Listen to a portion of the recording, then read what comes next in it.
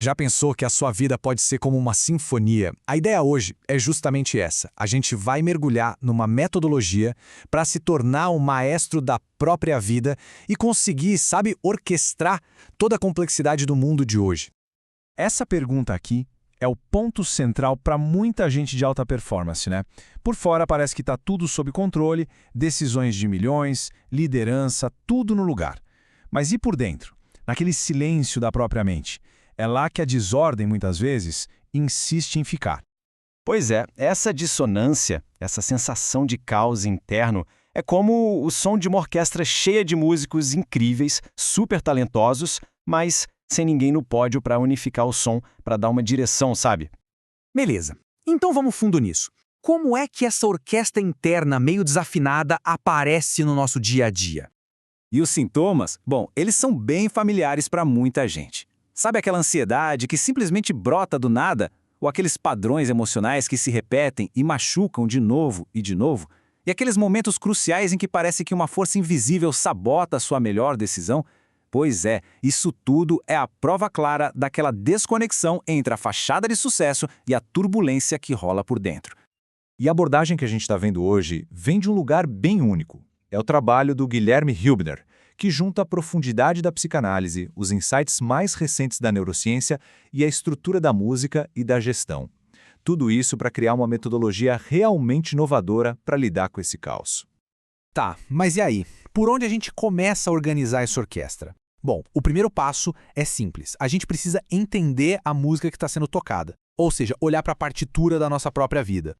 Essa ideia se baseia no modelo do Frederick Hudson, que enxerga a vida como uma composição, sabe, com 5 áreas principais. E o ponto-chave aqui não é só saber que elas existem, mas entender que precisa ter harmonia entre elas para a música soar bem. Cada uma dessas áreas tem o seu papel, o pessoal, o casal, a família, o profissional e o social. Juntas, elas formam a partitura completa da vida. O que acontece muito, especialmente com líderes, é o domínio profissional acabar sufocando o pessoal, por exemplo. E aí, pronto, cria uma dissonância que afeta a sinfonia inteira. E aqui está o ponto crucial. Esse desequilíbrio entre as áreas da vida gera uma coisa chamada entropia emocional. O que é isso? É basicamente uma desordem interna que suga a sua energia. E mesmo que o sucesso lá fora continue, por dentro o desempenho e principalmente a satisfação pessoal começam a cair. Certo. Agora vamos para a metodologia em si, ver como essa construção funciona na prática. Se a vida é uma sinfonia, a solução então está no processo de ensaio do maestro. E esse é um processo bem estruturado, dividido em 3 partes. Então, a metodologia toda se apoia em 3 pilares que são fundamentais. Primeiro, a gente olha para o passado para entender a estrutura original da música. Depois, a gente olha para o futuro para definir qual é o propósito dessa performance. E, por fim, a gente gerencia o presente, que é o ensaio de todo dia. O primeiro pilar, então, usa a psicanálise freudiana. E olha, o objetivo aqui não é só ficar remoendo o passado, não.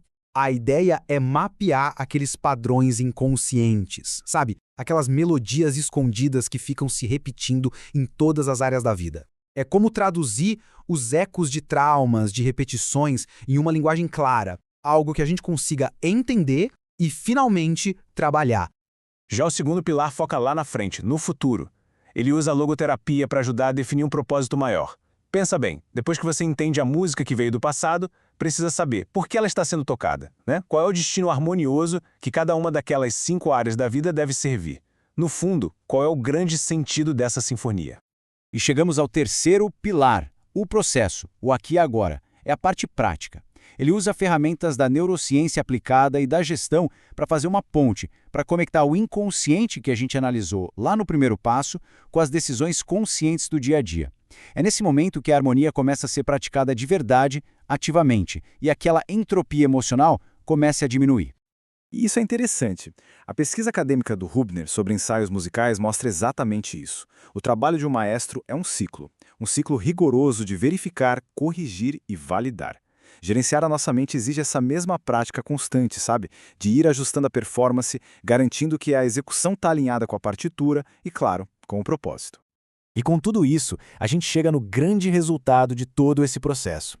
E não é só sobre alcançar a paz, não. É sobre construir algo muito mais poderoso. Uma vida antifrágil. Mas o que raio significa ser antifrágil?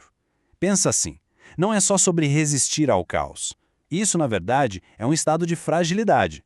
Ser antifrágil é usar a desordem, os desafios, a pressão para ficar mais forte. É a diferença brutal entre simplesmente sobreviver e, de fato, prosperar. E os resultados disso são bem concretos.